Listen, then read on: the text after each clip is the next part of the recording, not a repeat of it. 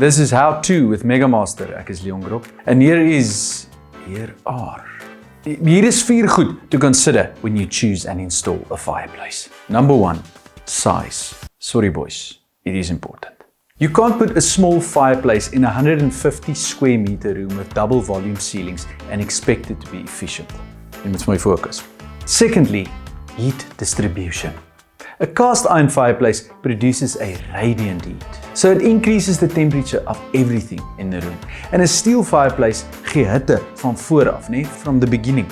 Number 3, the complexity of the installation. As hulle dalk nou 'n gat moet boor, that must boor 'n gat. And lastly, die begroting, the verbiggering. Nou ja, toe. This was How To with Megamaster. For more info, go to megamaster.co.za.